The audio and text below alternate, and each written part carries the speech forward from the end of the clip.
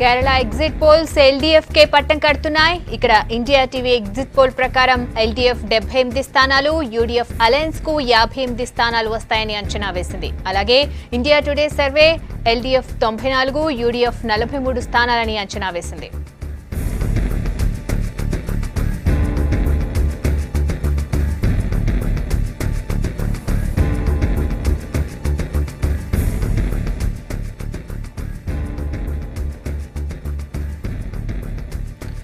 ఇక Kerala exit polls పై మరిన్ని details Bharat అందిస్తారు. భరత్, గత ఎన్నికల్లో ఎల్డీఎఫ్ ఓడిపోయింది కదా, మరి ఈసారి ఇంత మెజారిటీ ఇవ్వడానికి కారణం ఏంటి భరత్? ఇక తమిళనాడు లాగే కేరళలో కూడా ఒక్కసారి అధికారంలోకి వచ్చిన పార్టీ మళ్ళీ అధికారంలోకి రావడం జరగలేదు. గత 35-40 ఇయర్స్గా ఇదే ట్రెండ్ నడుస్తుంది. ఈసారి ఎన్నికల ముందు కూడా అందరూ చెప్పారు లెఫ్ట్ డెమోక్రటిక్ ఫ్రంట్ అధికారంలోకి రావడం ఖాయం అని అందరూ కూడా చెప్తూ వస్తున్నారు. ఇప్పుడు ఎగ్జిట్ పోల్స్ ఫలితాలు కూడా దాదాపు అందుకు దగ్గరలోనే ఉన్నాయి. కానీ లెఫ్ట్ డెమోక్రటిక్ ఫ్రంట్ చాలా స్పష్టమైన ఆధిక్యంతో ఇక్కడ అధికారంలోకి వస్తున్న పరిస్థితి మనకు కనిపిస్తుంది. మనం వెస్ట్ బెంగాల్, కేరళ ఈ రెండు రాష్ట్రాల్లో కాంగ్రెస్ కమ్యూనిస్టులు ఒక విచిత్రమైన పరిస్థితి ఎదుర్కొంటున్నారు. వెస్ట్ బెంగాల్లోనేమో కమ్యూనిస్టులతో కాంగ్రెస్ రెండు కలిసి అక్కడ దోస్తీ కట్టి తృణమూల్కు వ్యతిరేకంగా పోట్లాడితే ఇక్కడ మాత్రం రెండు పార్టీలు కత్తులు దూసిన పరిస్థితి. చివరికి ఎగ్జిట్ పోల్స్ ఫలితాలు చూస్తే లెఫ్ట్ డెమోక్రటిక్ ఫ్రంట్ ఈజీగానే విన్ అయ్యే సిచ్యువేషన్ అక్కడ మనకు కనబడుతుంది. ఒకటి ప్రధాన కారణం ఏంటంటే కేరళ ఓటర్స్ ఒక్కసారి పట్టం కడితే గనక మళ్ళీ ఆ పార్టీకి, ఆ కూటమికి మళ్ళీ పట్టం కట్టని పరిస్థితి ఉంది. అదే ట్రెండ్ కంటిన్యూ అవుతుంది.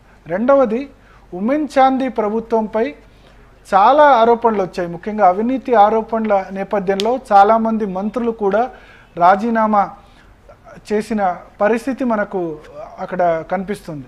ఎందుకంటే బార్ లైసెన్స్ల విషయంలో అక్కడ ఆర్థిక మంత్రి కేఎం మణి రాజీనామా చేస్తున్న పరిస్థితి. స్వయంగా ముఖ్యమంత్రి ఉమెన్ చాందీ మీదే సోలార్ స్కామ్లో ఆరోపణలు వచ్చాయి. ఆయన మీద కోర్టు కేసు కూడా నడుస్తుంది. ఎఫ్ఐఆర్లో పేరు కూడా చేర్చిన పరిస్థితి. సో అక్కడ ముఖ్యమంత్రితో సహా మంత్రివర్గంలో ఉన్న మంత్రులందరి మీద కూడా అవినీతి ఆరోపణలు చాలా తీవ్రంగా ఉన్నాయి. ఈ నేపథ్యంలో కొంత ట్రెడిషనల్గా ఒక పార్టీ బదులు ఇంకో పార్టీ అధికారంలోకి తీసుకురావడం, రెండవది ఉమెన్ చాందీ నేతృత్వంలోని అవినీతి ఆరోపణలు, ఇవన్నీ కూడా ఎల్డీఎఫ్కు కలిసి వచ్చిన పరిస్థితి. 2011 ఎన్నికలు తీసుకుంటే ఎల్డీఎఫ్ ఓడిపోయినప్పటికీ అంత పూర్ పర్ఫార్మెన్స్ లేదు. 140 స్థానాలకు యూడీఎఫ్కు 72 స్థానాలు వస్తే ఎల్డీఎఫ్కు 68 స్థానాలు వచ్చాయి. అంటే కేవలం 2 సీట్లతోనే అక్కడ ఎల్డీఎఫ్ గత ఎన్నికల్లో అధికారం కోల్పోయిన పరిస్థితి. అప్పటికి ఇప్పటికీ ప్రధాన తేడా ఏంటంటే అప్పుడు లెఫ్ట్ డెమోక్రటిక్ ఫ్రంట్లో CPI, CPM, RSP, forward bloc, అదేవిధంగా జేడీఎస్ ఇటువంటి పార్టీలన్నీ కూడా, అంటే కర్ణాటక బార్డర్లో ఉన్న ప్రాంతాల్లో కొంత జేడీఎస్ ప్రాబల్యం ఉన్న పరిస్థితి. సో ఈ ఏదైతే కూటమి ఉందో, ఎల్డీఎఫ్ కూటమి ఉందో, ఆ కూటమిలో ప్రధానంగా సిపిఎన్ నేతలు ఇద్దరి మధ్య తీవ్ర విభేదాలు ఉన్నాయి. పినరయి విజన్, అప్పటి ముఖ్యమంత్రి అచ్యుతానందన్ మధ్య చాలా తీవ్రమైన విభేదాలు, ఒకరిపై ఒకరు బహిరంగంగా విమర్శలు చేసుకున్న పరిస్థితి. ముఖ్యంగా లెఫ్ట్ పార్టీలు అంటే చాలా క్రమశిక్షణ కలిగిన పార్టీలుగా చెప్తూ ఉంటారు. ఇంటర్నల్గా ఎంత ఉన్నా సరే బహిరంగంగా ఒకరిపై ఒకరు విమర్శలన్నీ ఉండవు. కానీ కేరళలో అక్కడ పూర్తిగా రాజకీయాలు రచ్చకెక్కిన పరిస్థితి. ఈ ముఖ్యమంత్రి తర్వాత పార్టీ రాష్ట్ర కార్యదర్శి అక్కడ రాష్ట్ర అధ్యక్షుడితో సమానం ముఖ్యమంత్రి. ఈ రెండు కూడా పవర్ఫుల్ పోస్టులు కమ్యూనిస్ట్ పార్టీలో. సో ఇద్దరి మధ్య తీవ్ర విభేదాలు నెలకొనడంతో ఆ విభేదాలు రచ్చకెక్కి అప్పుడు లెఫ్ట్ ఫ్రంట్ ఓడిపోయిన పరిస్థితి. ఓడిపోయినా కొంత గౌరవప్రదంగానే ఓడిపోయింది. కానీ ఇప్పుడు చూసుకుంటే కనుక కొంత ఉమెన్ చాందీ నేతృత్వంలోని ప్రభుత్వంపై అవినీతి ఆరోపణలతో పాటు కొంత ఇంటర్నల్ ఫైటింగ్ కూడా మనకు ఉన్నట్టు కనిపిస్తుంది. అక్కడ హోంమంత్రి రమేష్ చెన్నితాల ఉమెన్ చాందీపై వ్యతిరేకతతో ఉన్నారు. యాంటోనీ, వైలార్ రవి ఇట్లా ఎవరి దారి వారిదే ఉన్న పరిస్థితి కాంగ్రెస్ పార్టీలో కలుస్తున్న పరిస్థితి. అంటే ఎక్కడ కూడా బయట పడలేదు. బట్ అదే సమయంలో కొంత ఇంటర్నల్గా విభేదాలు ఉన్న పరిస్థితి.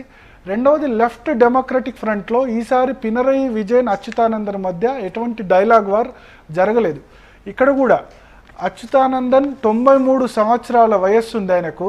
ఆయన ముఖ్యమంత్రి అభ్యర్థిగా ఆయన లేకపోతే పినరయి విజయన్న అన్నది ఇంకా పార్టీ హైకమాండ్ నిర్ణయం తీసుకోవాల్సింది.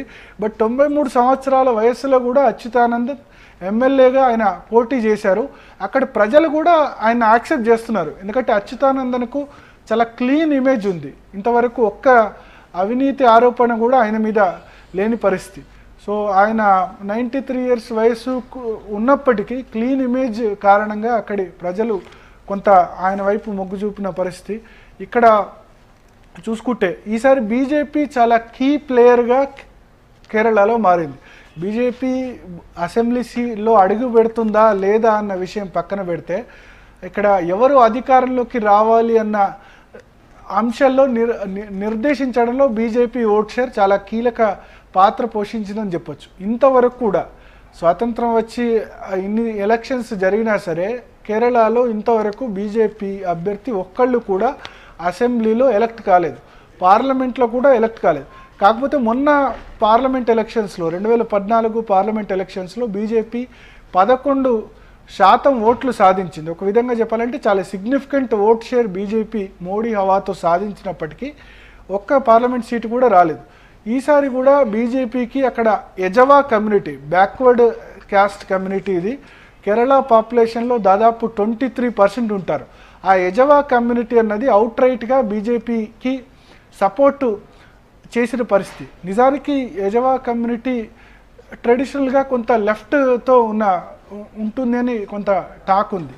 అటువైపు చూసుకుంటే కాంగ్రెస్ పార్టీకి ముఖ్యంగా మైనారిటీలు చాలా మొదటి నుంచి కూడా కాంగ్రెస్ పార్టీకి మైనారిటీలు మద్దతు నిలుస్తూ వస్తున్నారు. ఎందుకంటే కేరళ రాజకీయ స్వరూపం చూసుకుంటే 50% అక్కడ హిందూస్ ఉంటే 25% ముస్లిమ్స్ ఉంటారు, 25% క్రిస్టియన్స్ ఉంటారు. సో ఎప్పుడు కూడా ముస్లిమ్స్, క్రిస్టియన్స్ ఇవన్నీ జనరల్గా అనాదిగా కాంగ్రెస్ పార్టీకి అండగా ఉంటూ వస్తున్నాయి. అక్కడ కాంగ్రెస్ పార్టీ కూడా ముస్లిం లీగ్ కొన్ని ఒక 2-3 జిల్లాల్లో చాలా బలమైన ప్రాబల్యం ఉంది. అక్కడ వాళ్ళతో పొత్తు పెట్టుకుంటూ కూడా వస్తుంది. సో ఈ నేపథ్యంలో బీజేపీ ఎంత మేరకు ఈ ఎజవా ఓట్లను చీల్చితే అది యూడిఎఫ్కు లాభమా లేకపోతే ఎల్డిఎఫ్కు లాభమా అన్న విషయంలో చాలా వరకు సందేహాలు వచ్చాయి. కానీ ఇక్కడ చూస్తే కనుక అది కొంత ఎల్డిఎఫ్కే లాభమైన పరిస్థితి మనకు కనిపిస్తుంది. ఎజవా కమ్యూనిటీ ఓట్స్ బీజేపీకి సిగ్నిఫికెంట్ స్థాయిలో పడతాయనుకున్నప్పటికీ లాస్ట్ వారం రోజులు సిచ్యువేషన్లో చాలా తేడా ఉంది. ప్రధాని మోడీ చాలా చోట్ల స్టార్ క్యాంపెయినర్గా ఉన్నారేమో కానీ కేరళలో మోడీ చేసిన క్యాంపెయిన్ బీజేపీ కొంప ముంచిన పరిస్థితి ఉంది. ఎందుకంటే ఆయన కేరళను సొమాలియాతో పోల్చారు. దేశంలో అత్యధిక అక్షరాస్యత ఉన్న రాష్ట్రం కేరళ. అదేవిధంగా అత్యధికంగా హ్యూమన్ డెవలప్మెంట్ ఇండెక్స్ అంటే మానవాభివృద్ధి సూచిక ఉన్న రాష్ట్రం ఏదైనా ఉందంటే అది కేరళ. అటువంటి రాష్ట్రాన్ని ఆకలితో సతమతమయ్యే సొమాలియాతో మోడీ పోల్చడం వల్ల కామన్ కేరళ వాసిలో కూడా చాలా తీవ్ర వ్యతిరేకత ఉంది. దీన్ని రెండు పక్షాలు కూడా ఎల్డిఎఫ్, యూడిఎఫ్ రెండు కూడా క్యాచ్ చేసుకునేందుకు ప్రయత్నించాయి. చాలా వరకు ట్విట్టర్లో, సోషల్ మీడియాలో మోడీ మీద వారే నడిచింది. చాలామంది కేరళైట్స్ దీనికి వ్యతిరేకంగా అందరూ కూడా పోస్టులు పెట్టిన పరిస్థితి. దీంతో కొంత బీజేపీకి ఎన్ని ఎక్కువ ఓట్లు చీలుస్తుందా, బీజేపీ ఎన్ని ఓట్లు చీలుస్తే కనుక ఎవరి మీద ప్రభావం చూపిస్తుందా అని అందరూ కూడా భావించిన పరిస్థితి. కానీ మోడీ ప్రచారం చివరి వారంలో ఆయన ఏదైతే కామెంట్ చేశారో దానివల్ల బీజేపీకి వచ్చే ఓట్లు చాలా వరకు కూడా తగ్గుముఖం పట్టిన పరిస్థితి. గతంలో బీజేపీ కేరళ నేతలు మాకు కనీసం 5 నుంచి 10 అసెంబ్లీ స్థానాలు వస్తాయి, ఖచ్చితంగా ఈసారి ఎంట్రీ మేము అడుగు పెడతామని చెప్పిన పరిస్థితి. కానీ ఇప్పుడు ఒక్క సీటు కూడా వస్తుందా లేకపోతే వచ్చిన 2-3 సీట్లకే పరిమితం అవుతుందా అని చెప్తున్న పరిస్థితి. ఏదేమైనా అన్ని సర్వేలు కూడా క్లియర్గా అక్కడ లెఫ్ట్ డెమోక్రటిక్ ఫ్రంట్కే మరొకసారి అంటే ఏదైతే ట్రెండ్ ఉందో ఒకసారి వచ్చిన గవర్నమెంట్ మరోసారి రాకపోవడం అనే ట్రెండే కంటిన్యూ అయ్యి లెఫ్ట్ ఫ్రంట్ ఈసారి క్లియర్ మెజారిటీతో అధికారంలోకి రావడం ఖాయమని అన్ని సర్వేలు కూడా అక్కడ చెప్తున్న పరిస్థితి, అన్ని ఎగ్జిట్ పోల్స్ కూడా చెప్తున్న పరిస్థితి మనకు కనిపిస్తుంది.